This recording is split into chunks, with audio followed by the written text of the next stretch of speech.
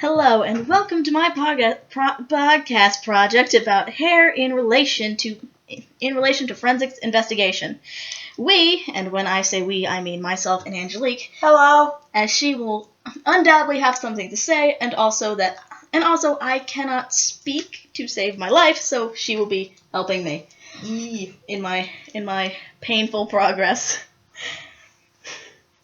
And we will be talking about differences between human and non-human hair, the 3 stages in the hair life cycle, differences in between the hair of different ethnic groups, and the function of different hair parts, as well as a brief case study on hair in forensics. Well, first off, the differences between human and non-human hair. You mean they're not the same? No, you silly girl, they're not the same. Do you think you and a cat have the same hair? That person is a cat, though. Of course, a cat girl. That's a horrifying idea. Goodness gracious, picturing that. Well, first and most importantly, human hair is made out of keratin. And non-human hair non-human hair has the protein pelag or pelage or however we can't pronounce it correctly. And human hair grows independently and doesn't stop growing as non-human hair does. You mean non-human hair does not continuously grow for who knows how long and have to cut it? No, have you seen a dog with its hair all the way down to the ground? Maybe. You have not. So. No? I haven't? You haven't. Oh, no. At least I had a script. She's ruining it. Have fun. I'm having fun. Joyous. Human hair. You're laughing, you're having fun. These are laughs of terror. At least, well, as we will later get onto, human hair does have limits, but only on the body. Human hair on your scalp doesn't stop growing. If your arm hair continually grew into eternity, it would be very unpleasant. Oh no, my scalp is not a part of my body. I'm sorry. I'll be quiet for like a minute. I highly doubt that. Well, human hair also tends to be soft and long because it doesn't stop growing, as we previously mentioned, and as well as has a lot less temperature regulation than non-human because we do not have fur. Non-humans do. Meaning animals are warmer than we are. Yes. That was the original purpose for skinning them. This got really dark. Oh. I'm so sorry. Oh gee. Skinning animals. And going on the train of thought that was before skinning things. Mm-hmm. Also, and since it's not for temperature regulation, it tends to be very thick. Not very thick, very thin. And this is in comparison to non-humans which grows in patterns and stops at certain points. Wait, so to confirm, animal hair is very thick. Yes. Human hair is thin. Yes. So and animals have hair all over, while humans it's not entirely. I am not hairy. As you can see if you look at any part of your body. I can see skin. Oh goodness gracious, skin. Well, and going on this temperature regulation bend, non-human hair tends to have a coating to it, and human hair does not. And a coating.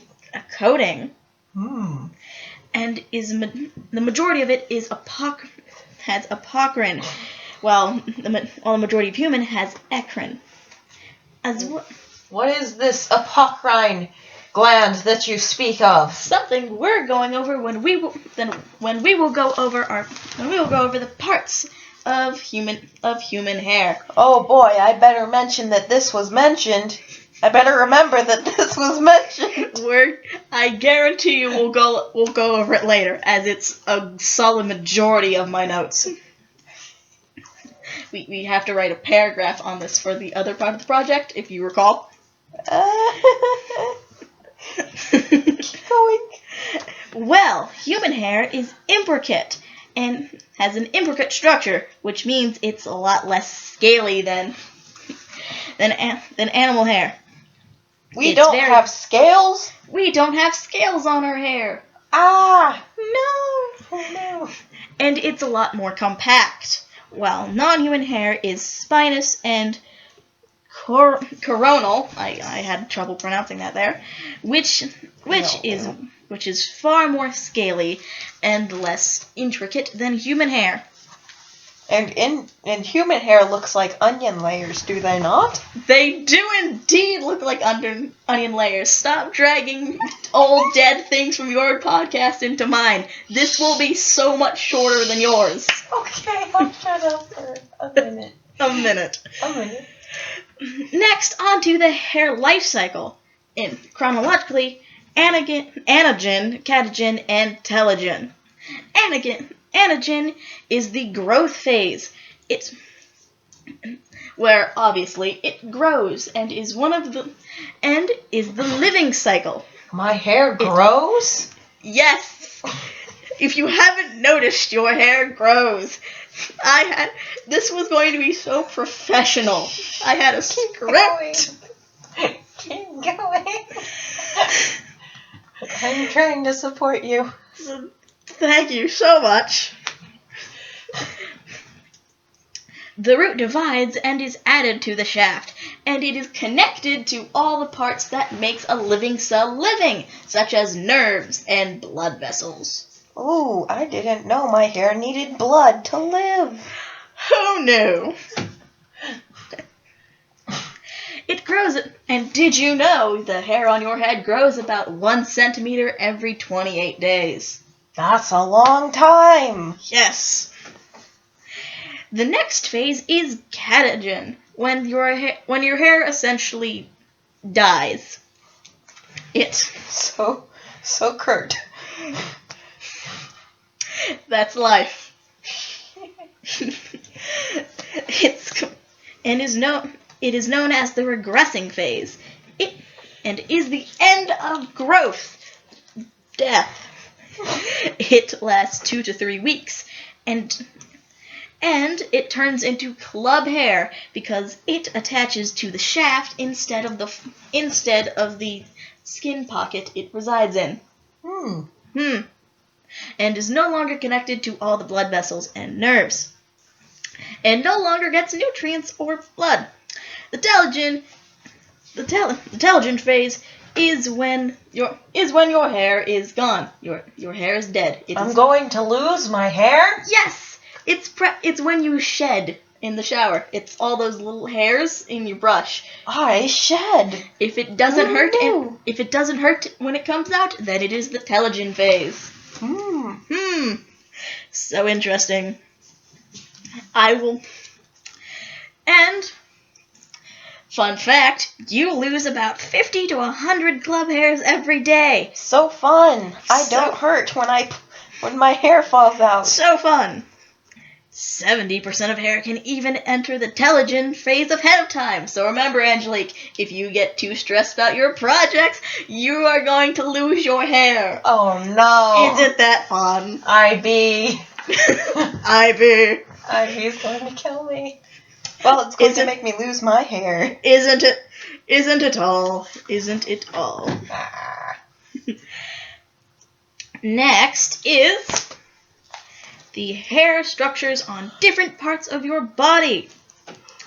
You mean the hair on my head is different than the hair on my arms? Very much so. Haven't we already went over some of this, Angelique? I do not remember things very well. Oh no, why? Maybe that's why you're losing all of your hair. Keep going. So, beginning is your vellus hair. It is fine, soft, and it doesn't have a medulla. They are spread all over your body, mostly uniformly, and they are about 2 centimeters long. They are many of which are replaced by terminal hair. Terminal hair tends to be much thicker and darker than your vellus hair. Isn't that interesting? I didn't know I had hair I can't see.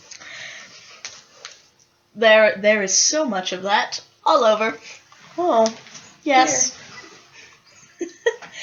Well, your terminal hair resides on your scalp, eyebrows, eyelashes, and your axillary hair, which is mostly your armpits and your pubic regions. We are not going to go into details. puberty! Puberty, lovely. And I had the notes right here. Angelique, where are the notes? There they are. We found them. Teamwork. Yeah! On your scalp, they grow the longest. Hopefully, they have no limit, and they have no limit. They have small root, various medulation. That is a difficult word to say. Medulla. Tapered and have a tapered tip. Your axillary hair or your pubic hair tends to be 10 to 60 millimeters in length.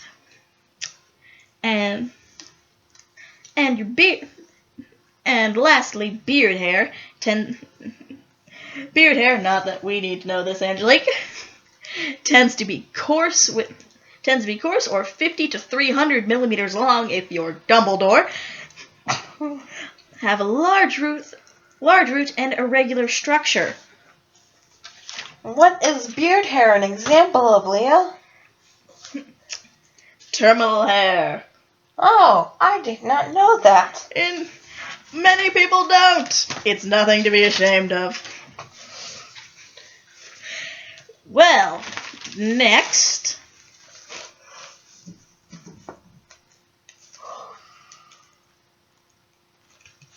we have differences in ethnic groups. Yay! These ethnic groups being Negroid, Mongoloid, and Caucasoid. Negroid hair tends to be smaller in diameter with a flat cross section. It has dense and clumped pigmentation. Note the typically black coloration. It has no cuticle and it has very prevalent undulation, which is curls or waves. I do not know those were labeled as such. As you can clearly see by going through your podcast first. Well, next, Caucasoid. Caucasoid tends to be of European descent, or Hispanic or Middle Eastern. They are Can't read my notes. Oh goodness, reading notes. They tend to be 70 to 100 micrometers in girth. That's the word I'm looking for. They tend to have even pigmentation, medium cuticles, and while undulation is uncommon, it still can happen. Unlike the next and last ethnic group we will go over, which the Mongoloids. Mongoloids have no undulation, which means that Typically, their hair is perfectly straight, and Mongoloid is typically known as Asian or Native Americans. They typically tend to be 90 to 120 micrometers with round cross sections with dense pigmentation. They have and with a very thick cuticle. But Leah, what happens if someone is of mixed ethnics? Well, if someone is of mixed ethnicity, little Angelique, then it's very hard to tell, which is why most scientists will not determine ethnicity through hair. Oh. If you'll remember from last unit, bones are quite difficult as well. Although they are easier than hair. Next, we have all the different functions of the different parts of hair. This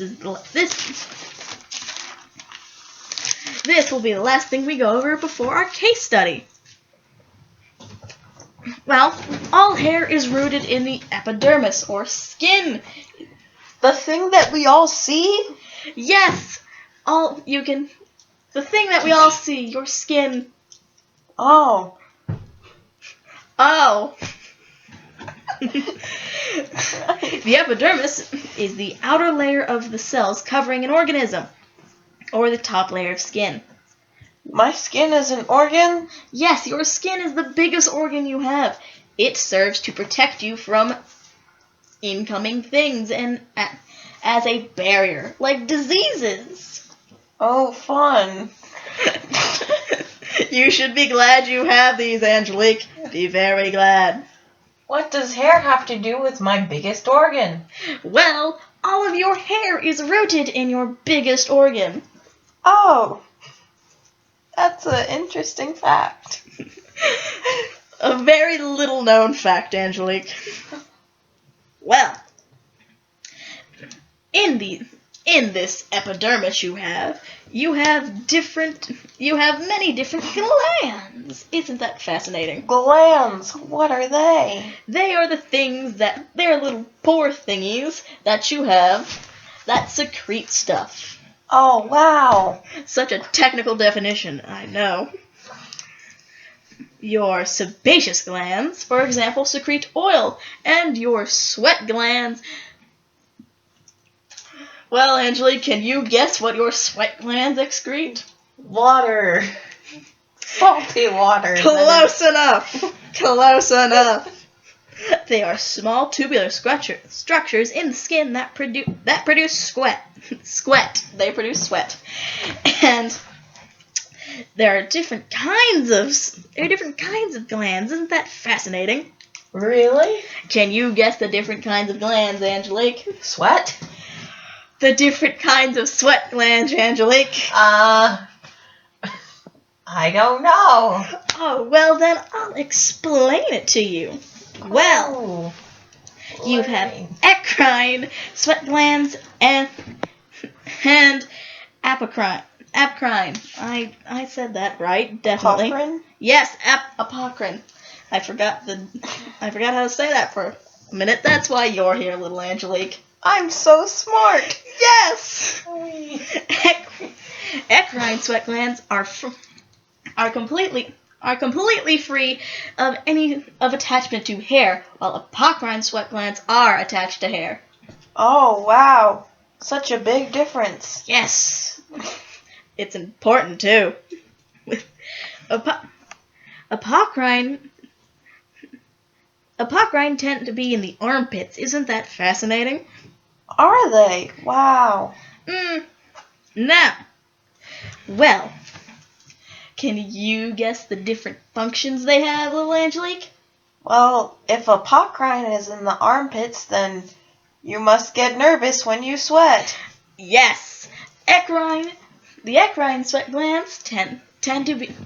The eccrine sweat glands are activated due to heat, and apocrine are activated because of emotions. So if a guy talks to a pretty girl, he sweats in the armpits because he's nervous. Indeed. Ooh, Or if anyone... attractive. Just the most attractive thing a man can do. Wouldn't you agree, little Angelique? Yeah. And the papilla network. And the papilla are a network of blood vessels that supply nutrients to the hair. Angelique, do you want to help me connect my segment now to another part? The animals. Close enough. What happened, little Angelique? What happens when a papilla disconnects from a hair? It dies. Yes. Can you remember what those hairs are called? They're called club hairs. The things that fall out during the telogen phase that we talked about. Exactly. The capillaries are similar to papilla, and they're tiny tube-like devices that move liquids from point to point. Hey, little Angelique. Yes?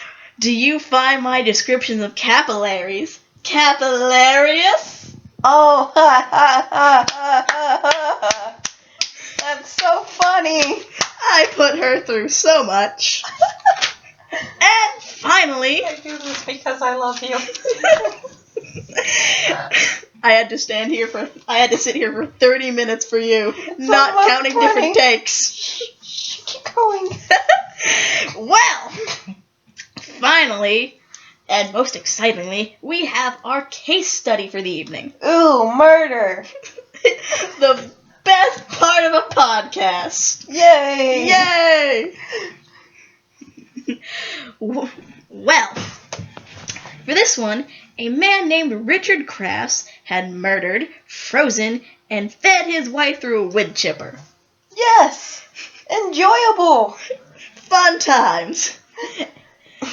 Later in the investigation, they found hair in the wood chipper, and can you guess how they matched it to his wife? Did it have a follicle? Well, little Angelique, they did not say in the article. Oh. But however, since it was matched through DNA, can you guess if it did? Yes. It did. And it was matched through pigmentation. And they caught Richard Crafts, and he was jailed for feeding his wife through a wood chipper. Yay! Jailing murderers. The best kind. So, with that lovely little fact, we will end our podcast. So long. Farewell.